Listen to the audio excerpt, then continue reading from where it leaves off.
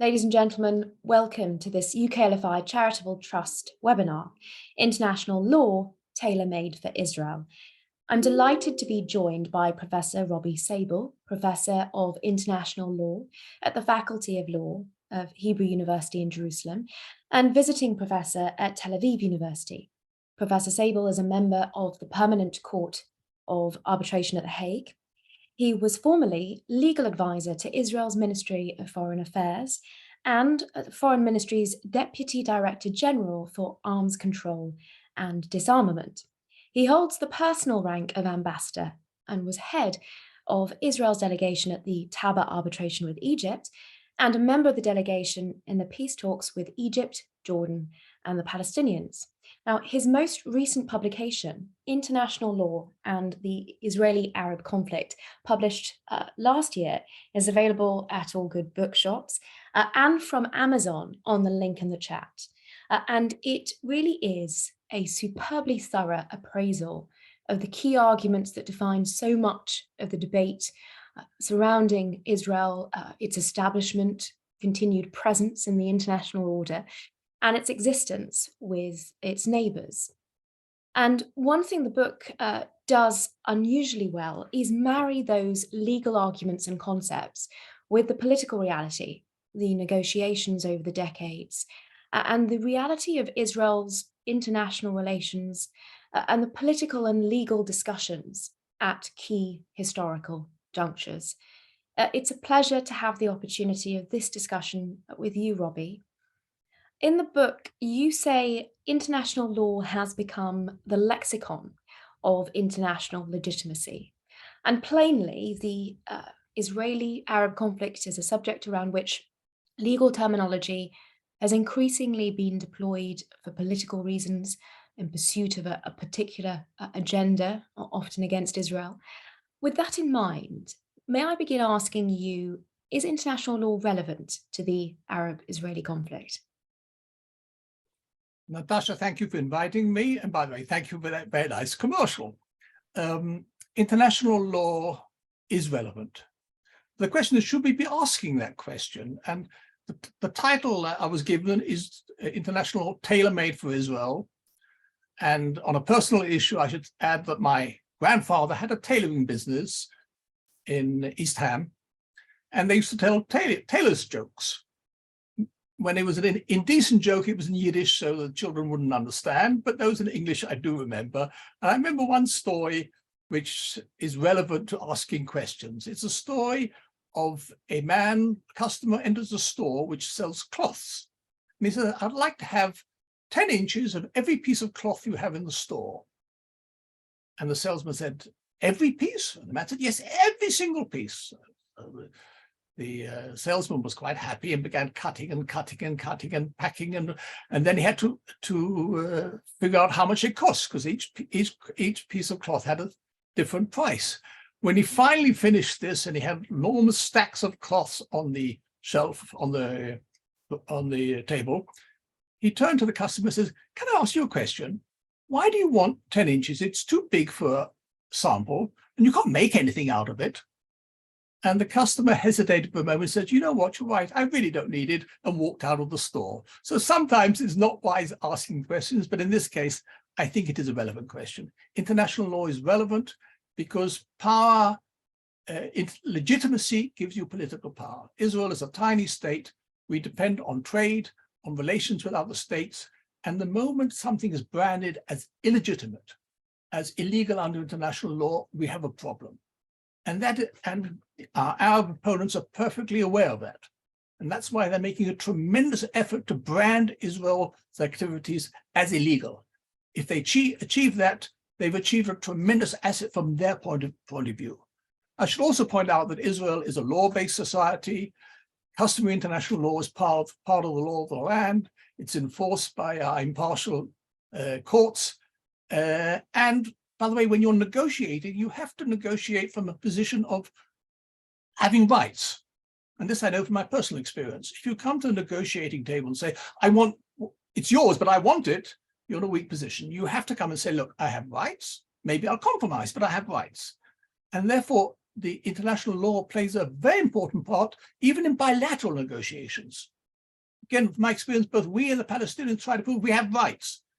Therefore, international law is intertwined with negotiations, with international relations, and it's a vital element here. Which brings me to the subject of the Arab attempts to brand Israel's activities as illegitimate. And for doing this, they've warped, in my opinion, international law, and hence try to make tailor-made rules that are applicable only to Israel. And I've made a list of some of them, not in any particular order, of where I think international law has been invented only for Israel. And again, not in any particular order. First is somehow UN resolutions create international law. This is not true. No state in the world is on record as accepting UN General Assembly resolutions as binding, except as regards Israel. And most probably our listeners have heard, Israel is violating UN resolutions. Rubbish. They're political statements, but they don't create international law. And the drafters of the UN Charter very carefully refrain from giving any UN body the right to create international law. International law is created by states, not by the UN. Nevertheless, we still hear, Israel has violated UN resolutions. Again, only as regards Israel. The second point is, when you sign an armistice agreement, you reach what is called an armistice demarcation line. It marks the line beyond which your troops shouldn't move. And Israel signed in 1949 armistice agreements with all our Arab neighbors, which included armistice demarcation lines. And particularly in the Egyptians, but in the others as well, there's a clause inserted by the Arab states saying, these are not boundaries. These are not permanent boundaries. But somehow the green line between Israel and Jordan, that is the line that demarcated what is the West Bank, Judea and Samaria, has somehow under international law become a boundary. Now, if Israel negotiates that, it could do. But to say that what was an armistice line has for Israel suddenly automatically become a political boundary is rubbish. But again, all states, including friendly states, including the United Kingdom, say, yes, the old 1949 green line. It was called green because it was marked with a green crayon on the map. That somehow is the permanent boundary. Why? Jordan, when he signed it, said this is not a boundary. Somehow for Israel, an armistice demarcation line is a boundary. This is true only for Israel. What else? Military occupation. It's not a pleasant, but it's a part of the laws of war, which you do when you occupy enemy territory. And somehow for Israel, the word occupation is always associated with illegal. Why? Because it's Israel. Because under laws of war, occupation is legal. The US occupation, let's say, of Japan after the Second World War was perfectly legal. The Allied occupation of Germany after the Second World War was perfectly legal. The US occupation of Iraq after the Gulf War was perfectly legal. By the way, it's interesting, the UN Security Council, which is not the most friendly of bodies towards Israel, has never called it illegal occupation. Why? Because the powers themselves know that under laws of war, occupation is legal. It's not something pleasant, it's not something permanent, and Israel doesn't want it to be permanent. But for Israel, you must have seen this, the illegal occupation. Again, gaining a point which they're not entitled to. Something that I find very nefarious is the beginning of the use of the word apartheid. The moment you're smeared with the word apartheid, it's untouchable, taboo, it's illegal. And our Arab opponents are perfectly aware of this. And they've done it in two ways. When we built a security fence separating Israel from Judea and Samaria, this somehow became an apartheid wall. Why? It separated Israel's sovereign territory from territories in dispute. And to pass it, you're going through border control. Fences are not nice, but sometimes good fences make good neighbors. But for Israel, this is an apartheid wall. No other country that has built a fence around its borders has ever been called an apartheid war.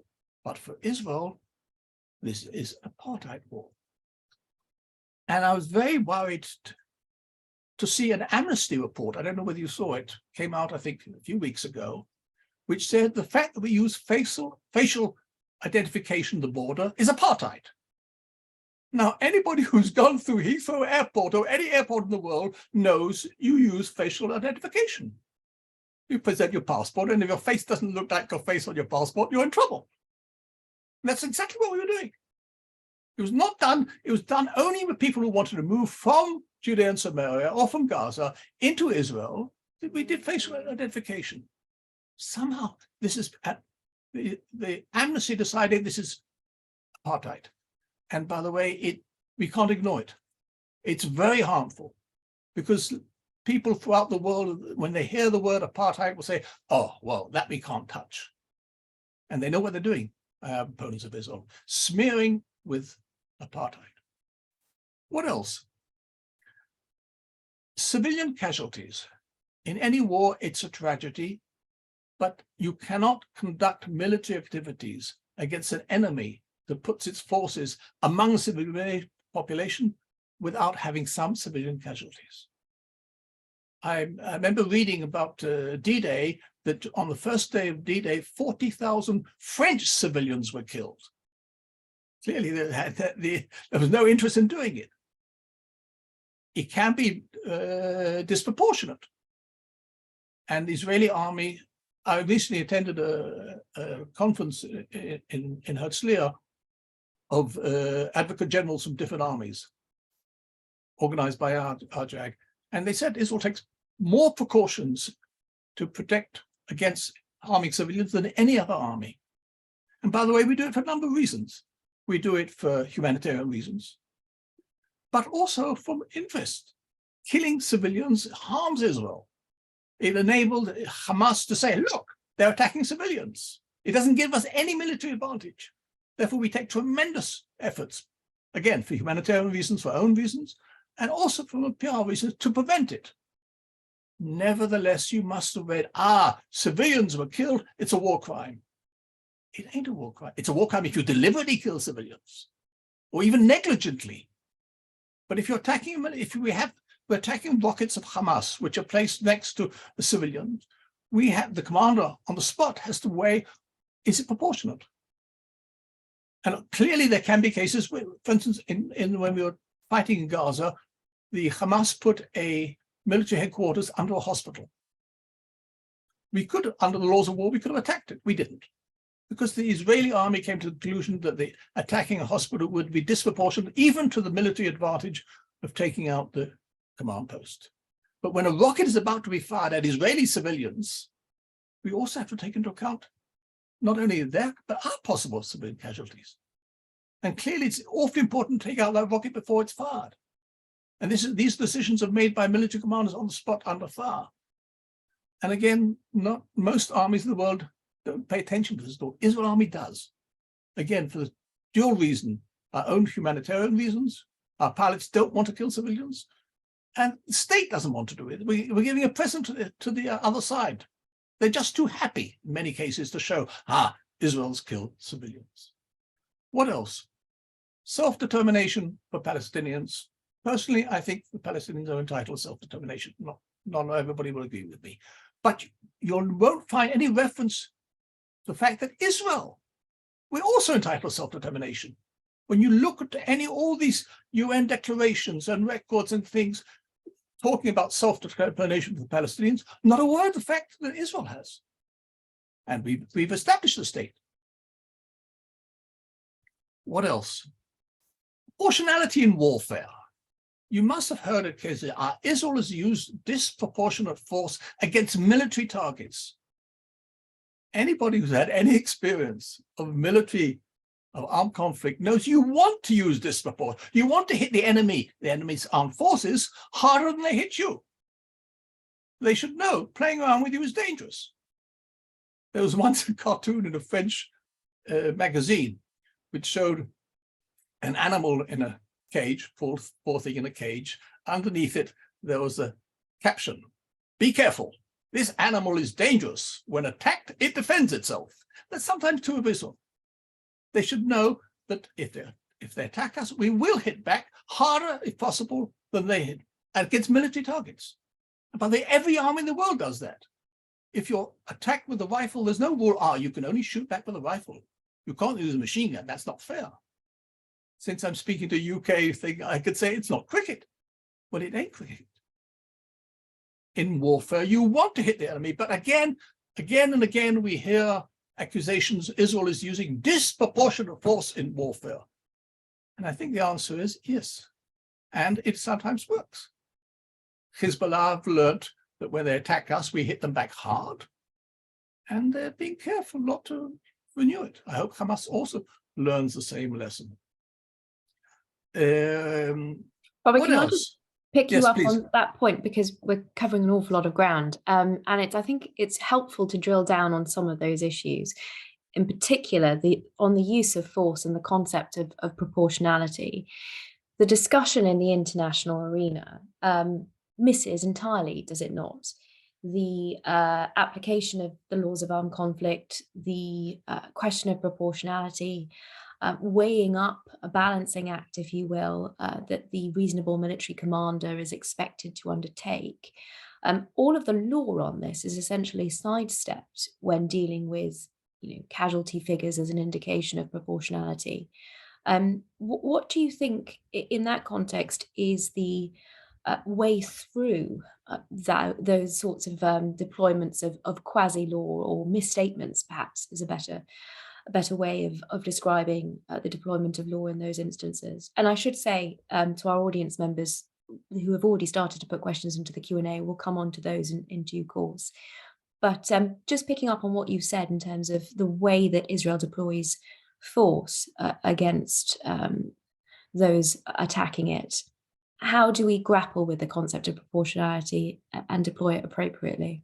I think one of the problems is the criticism doesn't come from foreign military people. They know the law. They know that you use force in them. It comes from people who have no contact with actual military conflict. And here again, my experience with judge advocate generals of military from other countries, they have no problem with it whatsoever. But you do find foreign office people who, luckily perhaps for some European states, haven't been involved in war, have no contact with the armed conflict, and say, oh no, you've got to use proportionate. If they only attack you with one cannon, you can't shoot back with 2 cannons. It's rubbish. But we have a problem. We have a real PR problem, and it's a very difficult question. I don't have a clear answer to your query of what we can do besides asking foreign office people, speak to your military commanders, see what they say. Thank you, Natasha. I'm coming near to the end of my list, one of Tailor Made for Israel. One other issue is that somehow it's been invented that there's a right of return for people who fled or expelled from the country and to their descendants. So it's sufficient that your grandfather came from Palestine in 1948. You have a right under international law to return to Israel. There is no such right in international law. No other country says there's a right. Some countries allow. If you're from Irish descent, the island will give you a priority. We give it to people of Jewish, but it's an internal decision. Germany does the same. But somehow for Israel, you must have heard this, or there's a right of return to descendants because your grandfather came. Maybe there's no such thing. But for Israel, it's been invented. And the final thing is topical issue that the UN International Court of Justice can give advisory opinions to United Nations bodies. And they've done it normally on technical issues of international law. But their rule is they will not do it if the real issue is a dispute between 2 states. And the rationale behind this is that states have to agree to go to an international legal body. They can't be forced to. Therefore, the International Court of Justice in the past has, I think, correctly and rightly said, we won't deal with an issue if the real issue is a dispute between two states. If they wish to, they can ask for us to decide the issue, but we won't give an advisory opinion on this, except for Israel. Here, the International Court of Justice has already decided in a previous case that they can give an opinion because they're giving it to the UN. But of course, then they were addressed by the UN. And furthermore, the UN poses the question. Every other case which is they ask, is something legal? For Israel, the UN General Assembly said, what are the results of Israel's illegal activities? In other words, they're asking in advance. At law school, you always taught about the famous question, the accusers asked, have you stopped beating your wife? Answer, yes or no. Same as, in other words, the court is told it's illegal. Now, just tell us what the consequences are. And the fact that it's really a dispute between Israel and the Palestinians is irrelevant. It would be relevant for every other country. So to sum up these issues, Israel respects international law. It's in our interest to respect international law. It's enforced by our courts, but it enforces international law as it really is, not as it's tailor-made for Israel. Thank you, Natasha. Robbie, I'm extremely grateful for that overview and the list. And as I say, we've already had questions coming in, which I will come to in due course. Perhaps I can start, though, with an analysis of how this phenomenon that you've described, international law tailor-made for Israel, came about and where we can perhaps date it back to. There's sometimes discussion of an infamous op-ed by Mahmoud Abbas in 2011 in the New York Times, where he called for the internationalization of the conflict as a legal matter, not just a political matter. But it seems certainly from the book and from your analysis of the legal questions and how they've been presented, that the issues that have been of international law being misapplied to Israel predate, in fact, that call, that setting of an agenda, where we've perhaps seen that motivation by the Palestinian Authority's initiative come to fruition. The misapplication of international law seems to have predated that. Do you have any sense of what has given rise to this phenomenon and where we might see the origins of it? It's a good question. I think there's a number of issues. One issue is that Palestinians are reluctant to sit and negotiate because negotiation means making concessions. And to be quite honest, Israeli politicians are also not enthusiastic about making concessions, but they've proven in the past that we have. We've made peace with Egypt at a tremendous price. When we face a partner who's willing to make a real peace with us, we prove we are willing to make concessions. The Palestinians are not. On no occasion have they ever made. And how do they try and avoid it? Internationalization. Somehow, Dukes and Machina, the international world will provide a solution, and it won't. But many international players are very enthusiastic about having to play a part. If the European Union suddenly has a role in international relations, and the Palestinians have been playing on this and say, look, you do it. Now, when they go to the UN, there's an automatic majority against us. We have the enormous Muslim bloc, which is dominated by the Arab states. And on nearly every issue, they'll vote as a bloc against Israel. And to my regret, it's sometimes very much in the interest of other states to go along with the Muslim bloc because they get support on their issues. If a small European state wants to get its representative elected to some UN body, they can go to Israel and they'll get one vote. If they manage to get the Muslim vote, they can get 60 votes. It's the combination of these factors, I think, means we have a very, very difficult time in promoting what is real international law. Again, from my experience at the UN, often when I used to meet with delegates on one-on-one, they said, look, we know that these resolutions are rubbish. What do you care? It's a political resolution, and we need to vote for it. But you know, our bilateral relations are fine. And we pay a price for this because more and more resolutions are accepted by public and say, if the UN body, which is called the UN Human Rights Council, which is a vitriolically political body, says that Israel is doing something illegal, it must mean something. It simply means that the votes are against us.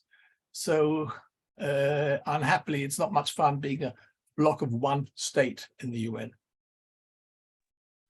And that's perhaps an important distinction between the political and the legal. And increasingly, it seems that you've got legal concepts fronting political agendas, or indeed political terms masquerading as legal ones. In drilling down on that, we've already had a couple of questions from the audience on this concept of occupation. And I'll read out the first one, and perhaps we'll see where that takes us. This questioner says that they take issue with your use of the word occupation, even though you describe it as legal, and continues, a territory cannot be occupied if there was no previous sovereign. 1967, the laws of war should never have been applied to what is Israel's territory under real international law. And the questioner references Howard Grief and his book, The Legal Foundations and Borders of Israel Under International Law. Could you drill down on the application of perhaps the framework of occupation outside of the political use of that term, and look at what international law tells us about the disputed territories, and in Israel's case? The question is absolutely correct. International laws of occupation apply when you occupy the territory of a foreign enemy state. Israel's position is, in the Judean Samaria, we did not occupy the territory of a foreign state. It was not Jordanian, and Jordan's given it up. It may be a Palestinian state in the future, it's something we're negotiating, but it's certainly not now. Therefore, it is not occupied territory. But Israel did something which I don't think we received credit for. We said the population there are not Israeli citizens. There's no other state that can look after them. Jordan is not interested in them. We will grant them the rights of protected persons in an occupied territory. In other words, they have access to all the rights which the Geneva Convention and the Hague regulations give them, that we allow the Red Cross to be present at their trials. We give them all the protection that they're entitled to. Therefore, we do apply the laws, even though the question is absolutely correct. We do not regard this as occupied territory because we did not occupy the territory of a foreign state, but it is an area in dispute. Israel has claims to this territory, but we're perfectly aware there are other claims, and the only way to solve that is negotiation, negotiation, and negotiation. And the second question that touches on this subject questions, again, it uses that term occupation, and I appreciate, Robbie, what you've said about the application of elements of the framework of occupation.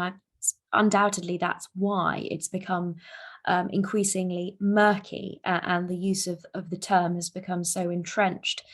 But this questioner asks whether that situation, so the one that was essentially established in 1967, was not intended to be temporary. And the comparison given is the US occupation of Japan after World War II. That was intended to be a temporary occupation. But this questioner asks, with respect to the settler movement, was this situation intended to be permanent, and are there comparable cases in other instances in international law of a similar phenomenon? Well, by the way, we also didn't intend that the application of the laws of occupation would be permanent. And that's why we've come up with various proposals over the years in Camp David and Begin's self-rule plan to negotiate an agreement with them. But it requires negotiating. And as I pointed out, we'll have to make compromise. And again, Israeli politicians are also not enthusiastic, but they will, if a real peace is possible in the future. Though clearly it's not a permanent solution. Settlements, there's no reason why Jews shouldn't be allowed to live there. Well, that leads me, oh, forgive me, that leads me very nicely onto a further question, which asks about the legality of settlements in the disputed territories, and are settlements illegal, or is it a rule applied only to Israel? That is the question that's been posed. The whole basis of the claims that it's illegal is based on one clause in the Geneva Conventions, which says you shall not deport or transfer your population into occupied territories. And Israel's answer to this is twofold. First of all, that applies when you're occupying the territory of a foreign state. This is an area in dispute in which we have claims. And the second is we're not transferring anybody, we're allowing them. In the same way that a Swiss citizen or Dutch can go and live there, so can an Israeli citizen. What will be the final status, I think, depends on creating a border between us and a Palestinian entity. And this requires negotiation, and it'll be very difficult. And clearly, a settlement that will be in area under Palestinian jurisdiction they'll have to decide whether they want to remain or not. But in the meantime, there's no reason whatsoever people shouldn't live there. In some cases, they've even returned to homes from which they were expelled. So there's nothing illegal about it. You could argue that it'll make a political solution more difficult. That is a possible argument. This also could work as an incentive for the Palestinians to say, begin negotiation. Time is not on your part, on your side. It would have been easier to reach an agreement 30 years ago. By refusing or refraining from a thing, you're making your position more difficult. But I don't think there's anything illegal about them. Again, political wisdom, each one of us can make his own decision about the political wisdom of it. Thank you, Natasha. Well, we've had a few questions that perhaps also pertain to your experience in your previous capacity as legal advisor at the Foreign Ministry and in your negotiations. But one in particular relates to an issue I know that you cover in the book, and that is Article 80. And the question asks, why did Israel fail to refer to Article 80 in its claims immediately following the Six-Day War? Do you have particular insight into the thinking? I saw that was posed by my friend Gerald Adler, and I appreciate his question. The answer is what we said immediately after is we'll negotiate. We have claims. We didn't lay out on the legal basis of them, but we do have claims, and we're willing to negotiate it. And it's not the territory of a foreign state. So Article 80, which refers to the fact that the rights of people continue from the League of Nations to the United Nations, will certainly be one of the issues that we can raise in negotiation. And one of the issues in your list, of course, referred to the status of UN resolutions. There's a question here in particular that asks, what is the status of Security Council resolutions, in particular, Resolution 242, which I know that you would address in detail in the book? Strangely enough, UN Security Council resolutions are not binding unless they're taken, I don't want to get too technical, under chapter, it's called Chapter 7, which deals with threats to the world peace. And the UN Security Council has to declare there's a threat to world peace, and then their decisions are binding. It's never done so since 48 on the Arab-Israel conflict. There've always been recommendations, including, strangely enough, 242. But 242 was accepted by Israel and by all the Arab states. Therefore, we accept it as binding. There's a difference as to interpretation of what it says. But it was very careful. Here, I must give credit to British lawyers and diplomats. It was very carefully drafted. It calls for Israeli withdrawal. It doesn't say to where. It doesn't say from all or from their territories. And Lord Carrington emphasized this was done on purpose. It left open. Why? So that the parties will be able to negotiate an agreement. What they'll negotiate is not settled in 242. But 242 is a basis saying that issues will be solved not by war, but by negotiations, and Israel has accepted Resolution 242.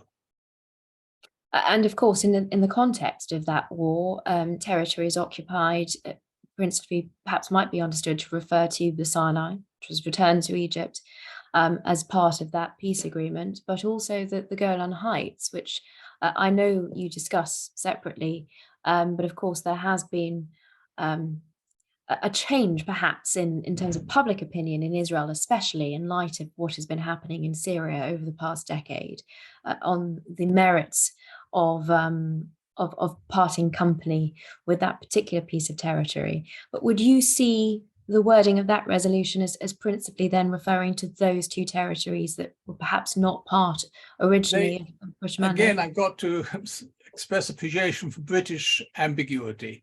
Right. They left it open. So everybody, you can interpret it as you want. I should point out that Israel law applies to Golan Heights, and there's no international pressure for us to hand this over to the murderous regime of Assad. Though when the Golan Heights law was introduced to the Israeli Knesset, Begin said, Israel law will apply, but we're willing to negotiate.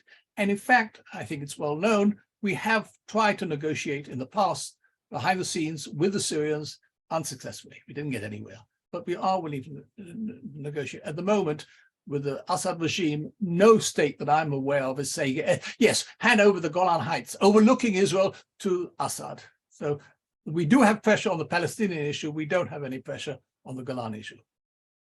And finally, on 242, one individual raises that it was conditional on an end to Arab belligerence and comments that is something many forget. Do you see this as prominent in the discussion of that resolution? He's absolutely correct. It's a package deal. And at first, the Arab position was, oh, no, you withdraw, then we'll talk about peace. But even they've accepted this is not a sensible thing. And they also realize it's a package deal. It'll be part of peace. And this, of course, was realized with Egypt. I had the good fortune of taking part in negotiations with Egypt. It was difficult negotiations, but it's worked. Negotiations do work. And here I can add a general thing. A treaty must be viewed by both parties as favorable, as gaining them something. And I have to say this sometimes to Israeli politicians. If you manage to push a treaty that is completely one-sided, you may feel you've achieved a victory. I don't know whether Jonathan Turner, as a barrister, would agree with this, but both sides, I think, should walk away from agreement and say, we didn't get everything we wanted. We did get something. It's in our interest to maintain this. And Egypt maintains its treaty of peace with Israel, not because they've become Zionist, but because it's in Egypt's interest. Therefore, we'll have to carefully work out every agreements with other Arab states we have done in the past, make it in mutual interest. And we've done this with Jordan. I think we proved that we can negotiate successful agreements. In the context of that negotiation and those issues, there's another question asking whether there's any precedent where, as an aggressor lost a war, they've subsequently demanded negotiations for territory that they had no prior legal claim to. Are you aware of any similar, perhaps parallel? In the 19th century, if you won a war, the territory was yours. 20th, 21st century, agreements and boundaries must be made by negotiation. You cannot act unilaterally. The Palestinians cannot act unilaterally. By the way, neither can Israel. It requires two. So despite the fact that they were the aggressor, Jordan was the aggressor, nevertheless, that doesn't mean Israel can unilaterally decide what its borders are. We'll have to negotiate with our neighbors. And as I said, we've done it. We did it with Jordan, we did it with Egypt. And hopefully, if the Palestinians come around to their senses, we can negotiate with the Palestinians. But they can't do it unilaterally, and we can't do it unilaterally. And it's interesting to note, perhaps, that the other party has certainly changed. The individual entity on the other side that I suppose Israel anticipated negotiating with in 1967 was of course, Jordan. Yes. But after the 1994 peace agreement, that falls away and the new potential partner of the Palestinians emerge. Is it notable, do you think, especially in the context of the discussion of the use of the term occupation, that even the Hansel Memorandum acknowledged, which was of course written before the 1994 peace agreement with Jordan, even the Hansel Memorandum acknowledged that peace with Jordan would render its application of occupation, its analysis of that framework at an end. And yet, for some reason, that reasoning hasn't been carried through. Can you rephrase that question? No, of course. It's something that I noted in reading the Hansel Memorandum, which you may recall Secretary of State Pompeo in the last settlements. On settlements. Yes, in the last American administration, Yes. This was reversed famously. I was going to say the Reagan administration, and I had a tiny little bit in that as well. They accepted the position that it's not necessarily illegal. They added it's harmful to the peace process, but they stopped saying it's illegal. They did indeed. But it's interesting to note, I think, that the original text of the Hansel Memorandum and the analysis that it put forward acknowledged that the situation would change if a peace agreement with Jordan would be reached. Of course, that predated the peace agreement. When it came along, the analysis didn't seem to be updated. Except, I should point, I don't go into too much legal detail. We signed an agreement with Jordan, and the border is the old mandatory border between Palestine and Transjordan, but the Jordanians added a proviso. This is without prejudice to the status of basically the West Bank. In other words, that's still, as far as Jordan, it's still open. So we can't say that by doing that, they recognize that Israel is sovereign in the West Bank. They didn't. They carefully refrained from doing so, and we didn't push them on this issue. In that vein, is there any other situation of occupation that you're aware of that has perhaps outlived a peace agreement in the same way, or in every other context, certainly that I've seen? The standard is that an agreement. I don't think so. But by the way, we did the same with Egypt. Egypt signed a peace agreement with us, and the border is the old border between Egypt and mandatory Palestine. But they also added a proviso without prejudice to the status of the Gaza Strip. They didn't want to acknowledge that the Gaza Strip was Israeli territory. And we didn't push them on this. We pushed that that's where Egypt ends. They have no claim to the Gaza Strip. But if they want to say that they don't necessarily recognize Israel territory, I think wisely we didn't push them on that. I like to quote Abba Eban, that the Israeli government always makes correct decisions, but only after trying every other possibility. Here, I think we made a correct decision not to push them on that. Robbie, moving to present day, there are a couple of significant issues on the horizon. You've mentioned the International Court of Justice, and I do want to return to that. But before we do, there's a question here on the Commission of Inquiry, and it specifically asks, it says the UN General Assembly established the UN Human Rights Committee, which established this most recent Commission of Inquiry. I think it was the Council, yeah. Was originally the committee and now the Council, the other way around. Yeah. But the question asks how this can be justified in view of Article 12 of the UN Charter, which gives exclusive jurisdiction, it says, to the UN Security Council of matters on its agenda, such as the situation in Palestine. Do you have any views on that specifically, and of course the Commission of Inquiry more generally? We raised this issue when we objected to them doing an advisory opinion on the issue of what they call the wall, which is the basic separation fence. We said, look, Security Council is seized with it.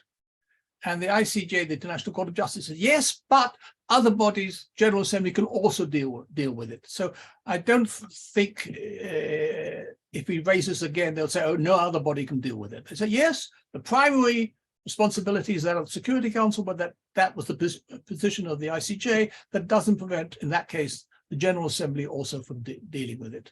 So we'll raise the issue again. I don't think that's going to cause them to throw it out, or the Commission to stop their very one-sided inquiry, which is completely one-sided. And do you have any views on the particular purpose? Because of course we had the 2004 wall opinion. Again, we've got that advisory opinion mechanism being misused with respect to Israel. Do you see this particular advisory opinion having any further implications or harmful effect on the development of international law? First, I do so. Yeah, yes. sorry. No, forgive me. I was going to ask first with respect to Israel, but then perhaps also second, more generally, so that other countries may have their interests affected by what can arguably be called a politicization of a key international legal institution. I'm optimistic that we'll get other countries to object to the court giving its opinion. They did this in the wall, including the United Kingdom. And for the reason you state, other countries are not interested in the ICJ going into political issues. I think we have to hope for the best and prepare for the worst, namely the ICJ, which is very much wants to deal with what he considers interesting and sexy subjects, will want to deal with the Arab-Israel conflict. And the Palestinians have such an interest in this. They say, look, instead of us having to negotiate with these horrible Israelis and make concessions, the ICJ will declare that it's illegal, and they'll do the negotiation for us. So the combination of the interest of the court to get involved in political issues and the tremendous pressure for the Palestinians to internationalize the issue, I think we have to, again, hope for the best, but prepare for the worst. Robbie, there's a question here that is quite a general one, but it asks, how can it happen that states can always refer to an international consensus, and that is put in quotation marks? And the question asks specifically, how can it happen that this can be referred to avoiding 1922? I might broaden that out further still, because reference to that international consensus seems to avoid entirely a proper application of international law to Israel. Do you have any thoughts on and how it can be that international consensus can almost replace international law in this specific context? It's used when people want to avoid really quoting international law. Then we get phrases like soft law, which means that, well, you should do it, or international consensus, which is simply political statements. So I would appeal, look at what actual law is, how states actually behave under the conviction that they're obliged to. And on these issues, Israel's record, I think, is first class, not perfect. No state is perfect, but our record is first class. But the moment you go into vague phrases, again, as talking about consensus or soft law, these are political statements. And the moment we come to political bodies, Israel is a nation standing by itself. People, we get quiet support, but basically our tragedy is we're on our own. And there's also an indication here in some of the questions that Israel is perhaps allowing itself to be undermined in that context. One in particular asks, why does Israel fail in reminding the world of its legal rights? Do you see any blame on Israel for failing to make its case? Yeah, I would appeal to our audience. I understand many of you are lawyers. Please help us. We have an embassy of most places of 3 or 4 people. There's very little we can do. We need the support of people who really who love Israel and know international law and willing to speak out. So please help us on this.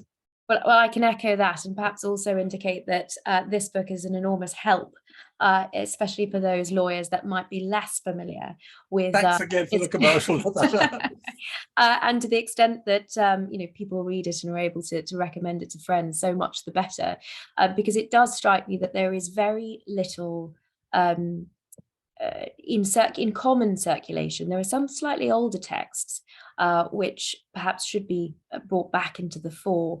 Notably, Julius Stone wrote extraordinarily well on this topic, yes. But those texts seem to have been overtaken by some of the university reading lists that we see on a relatively frequent basis from UK Lawyers for Israel, which are extremely troubling in terms of the way that international law is being applied to Israel, and Israel is being singled out. Going back some way, there's a particular question here I'm interested in your views on, and it references a 1977 presentation given by Professor Ian Brownlee at LSE on the Arab-Israeli conflict. And the questioner indicates that the conclusion that the professor gave is that the Palestinians had no rights in Judea and Samaria. If they can provide any link to the text, I think our audience would also be very interested in being able to review what it was that Professor Brownlee said on that occasion. But on the basis of that anecdote, the questioner asks, the Oslo Accords changed that situation, and seeks your thoughts. Do you think that Oslo had a substantial impact in changing the way that international lawyers viewed the rights of Palestinian Arabs? I must admit, I'm not aware of the Brownie paper, and I'll try and circle it up. The whole world recognizes the Palestinians now as a people. I don't think they were a people in the beginning of the 20th century. They considered themselves Syrian citizens. They now consider themselves Palestinian as a people, and every state in the world recognizes, including Israel. In other words, Israel recognizes that there are Palestinian people, Arab people, and we have to negotiate with them. They're the majority of the population of Judea and Samaria, and any settlement will have to take into account their interests as well as Israel's interest. And I get very annoyed when people talk only about their rights. Israel has rights, we have security rights, but there is another partner here. And I don't think we can play ostriches and pretend there's only Jews there. They're not. The majority of the population are Arab Palestinians who don't want to be Israelis, and any agreement will have to take that into account. A further question, Robbie asks, how many international lawyers share your view that international law is being manipulated against Israel? And perhaps I could also expand that to ask about academic institutions and the academy in general. Where do you see the views? We have lots of support, but unhappily, the atmosphere in many universities is against it.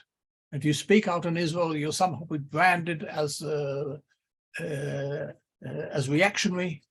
And so many people who realize that we do have rights, and many students, I know this is true in the UK as well, are hesitant to come out and speak publicly for Israel, and it's a tragedy. And again, I appeal to you, to your audience, your association, please put up the fight. Don't be shy. We do have arguments.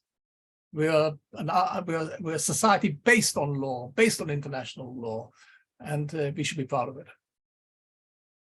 In that vein, Robbie, where would you see the most important place? Where is the priority for making these arguments, especially over the coming months, noting the international challenges that Israel is facing in the legal arena? Frankly, I would say universities. I'm worried about the next generation growing up and assuming Israel is a legal apartheid state, because to a certain extent, we're losing the PR battle. So I would appeal, we need the young lawyers. They should know Israel's case. They should know Israel's position. And the tragedy is that many of the universities give only the Arab side. And I know it's an uphill fight, but we've got to do it. You mentioned the report by Amnesty International, the recent one. Of course, there have been the very well publicized reports, both from Amnesty International and from Human Rights Watch, that claim to call Israel an apartheid state. One of the questions asks, and I appreciate that you're perhaps not, you're an international lawyer, not a defamation specialist, but one of the questions is asked why Israel can't sue Amnesty for defamation, for the use of that term. Do you have any particular thoughts to offer on that? I think the advice every good lawyer gets when somebody comes and says sue for defamation is don't. You never know what opens up, and what a court will decide. I think it's a PR battle, not a battle we can. What we can fight in courts if there's clear cases of discrimination. And this has been done successfully. There's a number of organizations when airlines refuse to allow Israeli passengers, when they're demanding to confirm to boycotts of Israel, we can. On those issues, we can. And I know Jonathan Turner has done some wonderful work on this. On defamation statements, I would be wary of going to courts, frankly. Well, of course, there's also the difficulty that technically a state cannot be defamed, and importantly, there is the protection of discourse with respect to public. But you're saying, can Israel sue Amnesty? Well, indeed, that was the question that was posed, and I think that the general exception to defamation, that there should be free discourse with respect to public bodies, governments, states, is one that is generally to be preferred. It's just unfortunate that in Israel's case, of course, there is an onslaught of misinformation, and some might say also a particular orchestrated public relations battle, which has been deployed along with these misstatements of international law. And as you say, fighting back with the facts on this is perhaps the best that Israel can achieve. One of the questions, forgive me, that I meant to come to quite a bit earlier when we were talking about the UN, the political voting and the regional blocs, asks you about Israel's historic exclusion from the regional blocs in the UN, which was only relatively recently, the questioner says, fixed with the assistance, the Robert Jennings legal opinion in this matter. Do you have any thoughts on, outside of course, the automatic political majority that exists against Israel in the UN, any particular views on Sir Robert Jennings' memorandum, the impact that it has had, and whether that is a process that might be replicated going forward, practical considerations for how to address the discrimination against Israel in the UN in particular? I think Jennings helped. For years, we tried to join the Western European group, and they said, oh, why don't you join the Middle East group? Of course, Syria and Libya and all that said, we'll be very happy to accept us, and they were aware of that. They finally let us into the Western European group, but our chances of France of being elected to the Security Council are not very high. So, Israel, I think, is the only veteran state member of the United Nations that has never been a member of the Security Council. Some peace-loving countries like Libya and Syria have been a couple of times members of the Security Council. Israel never. Theoretically, the Western group could promote us. I'm not holding my breath. They accepted us with great reluctance because they realized that you can't have a state that is not part of any. Many years I used to sit in the legal committee of the UN as Israeli representative, and at the end of every meeting, all groups assembled in different rooms for block meetings, and I sat there doodling on a piece of paper, the only state that was not a member of any group. It was a horrible feeling. So at least now have finally been attached to the Western group, but they're not very enthusiastic about us having us there, sorry. There are, of course, legal committees and legal experts working at the United Nations. Do you see them as a potential avenue for increasing the acknowledgement of the proper application of international law to Israel, or do you think that essentially, even within those circles, the United Nations is so politicized that would be a fool's errand? My experience is if it's behind closed doors, states are very happy to work with Israel.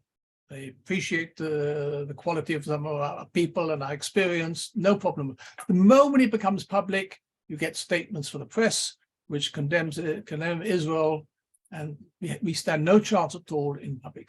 But you're absolutely right. When you're working in private, states are very happy to cooperate with Israel. We have a lot to contribute. Well, long may that continue. And plainly, the biggest advances for peace in recent times have been the people-to-people cooperation and the incredible steps forward that we've seen in the context of the Abraham Accords. And perhaps we can hope that with those political agreements in place and with increasing diplomacy between Israel and some of its neighbours, it may be that the misapplication of international law becomes less prominent. But of course, Robbie, we've discussed some of the key challenges that are on the horizon. There's been increasing momentum towards the advisory opinion, it seems, at the International Court of Justice. Perhaps let's hope that there are countries that understand the implications of that particular advisory opinion for themselves as well as Israel. And Inshallah. Yes. But certainly I think your explanation this afternoon, and of course the more detailed commentary that you give in the book is extremely valuable for repositioning that debate and making sure that, as you say, those lawyers that are regular attendees and that wish to educate themselves on these issues in order to make that case are able to do so. I'm extremely grateful for you taking the time, and of course, for the courses that you continue to teach at Hebrew U. I know that some of our attendees benefit from those, and a number amongst your students. So we're extremely grateful for that and your scholarship. And it also strikes me that you are in a privileged position of being able to address both the legal and, from your experience of the diplomatic political negotiations, how that factually manifests itself and has done historically in the reality of the situation on the ground. So thank you very much indeed for your time and your insights. Natasha, thank you, and thank your organization for the good work you're doing. It's appreciated. Thank you. All the best.